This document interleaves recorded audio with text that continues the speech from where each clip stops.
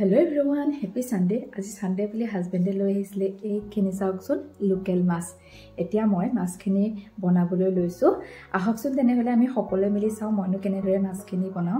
আচলতে মাছ সকলোৱে বনাব পাৰে, কিন্তু মাছ বনোৱাৰ পদ্ধতিবিলাকে সকলোৱে বেলেগ বেলেগ হয়। মইনো কেনেদৰে বনাও আজি আপোনালোকক দেখাম। তেনেহলে বলকচোন। আজি মই মাছৰ জোলখন আলুগুটি, বিলাহী আৰু জিকাৰ সৈতে বনাম। সেই কাৰণে মই এয়া ডাঙৰ সাইজৰ দুটা আলুগুটি দীঘল দীঘলকৈ কাটি লৈছো। তিনিটা বিলাহীও কাটি ললো, লগতে এয়া এটা জিকাও ভালদৰে সৰু সৰুকৈ কাটি ললো, আৰু লগতে মই এটা সৰু সাইজৰ পিয়াজ সৰু সৰুকৈ কাটি লৈছো, আৰু এয়া মই 4 ফুটা নহৰু ভালদৰে থেতেলিয়াই ললো। এতিয়া গেছৰ ওপৰত কেৰাহী বহাই মিঠাতেল দি দিলো, আৰু তেলখিনি গৰম হৈ যোৱাৰ লগে লগে এতিয়া বোলো মাছখিনি ভালদৰে ফ্ৰাই কৰি লম।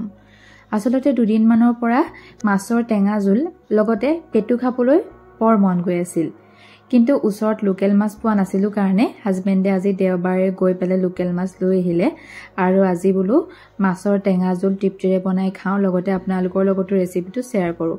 আপোনালোকে কিন্তু ৰেচিপিটো চাই কেনেকুৱা পালে জনাবচোন দেই, আৰু আপোনালোকে কেনেকৈ মাছ বনাই খায় মোক সেইটো জনাব। মাছখিনি ফ্ৰাই কৰি লোৱা মোৰ হৈ গ'ল।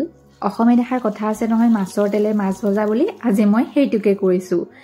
মাছ ভাজি যিখিনি তেল ৰৈ গৈছিল তাতে মই অলপমান পাঁচফোৰণ ফুটাই লৈছোঁ, তাতে মই এয়া কাটি লোৱা পিঁয়াজ আৰু নহৰুখিনি দি দিছোঁ। এতিয়া মই এইখিনিও ভালদৰে ভাজি ল'ম।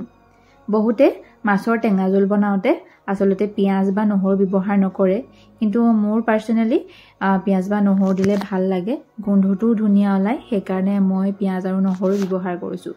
এতিয়া এয়া বিলাহীখিনি দি দিলোঁ পিঁয়াজৰ লগত ভালদৰে। এতিয়া মই বিলাহীখিনি ভাজি ল'ম। বিলাহীখিনি 2 মিনিটমান ভজাৰ পিছতে মই ইয়াতে আলুখিনিও যোগ কৰি দিছোঁ, কাৰণ আলুখিনি যিহেতুকে অলপমান ডাঙৰকৈ কাটিছোঁ, এইখিনি সিজোঁতেও অকণমান সময় লাগিব, সেইকাৰণে মই আলুখিনি দি দিলোঁ, আৰু জোখমতে হালধি আৰু সোৱাদ অনুসাৰে নিমখ দি পেলাই পুনৰ ভালদৰে অলপমান সময় লৰাই ঢাকোন লগাই মই এইখিনি সিজিবলৈ দিম। এয়া চাওকচোন, বিলাহী আৰু আলুগুটিখিনি প্ৰায় সিজিয়ে গৈছে। এতিয়া ইয়াতে মই জিকাখিনিও যোগ কৰিছোঁ। জিকাখিনিও মই প্ৰায় 5 মিনিটমান সময় ভালদৰে ভাজি ল'ম সিজি যোৱালৈকে, আৰু এয়া জিকাখিনিও মোৰ সিজি গৈছে। এতিয়া মই ইয়াতে উতলা গৰম পানী জোখ অনুসাৰে দি দিছোঁ, লগতে মই মাছ কেইপিচমানো দি দিছোঁ, আৰু এতিয়া এইখিনি প্ৰায় 10-15 মিনিট সময় ভালদৰে উতলাই ল'লে আমাৰ মাছৰ জোলখন খাবলৈ ৰেডি হৈ পৰিব। আৰু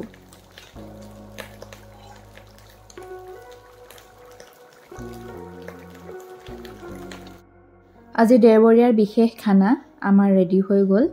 এয়া দেখিছে নহয়, মাছৰ জোলৰ লগতে মই বিট আৰু পিঁয়াজো কাটি লৈছিলোঁ, লগতে এয়া মাছৰ পেটু। বন্ধু বান্ধৱীসকল, আজি এয়া দুপৰীয়া সাজ ৰেডি হৈ গ'ল, লগতে মই পেটুও বনাইছিলোঁ মাছৰ, এয়া চাওকচোন, আৰু এয়া মাছৰ বিলাহী আৰু জিকা দিয়া টেঙাৰ জোল। তেতিয়াহ'লে এতিয়া দুপৰীয়াৰ সাজ খোৱাহে কথা। তেতিয়াহ'লে মই ভাত সাজ খাই লওঁ, তেতিয়ালৈকে আপোনালোকে মোৰ ভিডিঅ'টো চাওক, আৰু ৰেচিপিটো কেনেকুৱা লাগে জনাবলৈ নাপাহৰিব। বাই।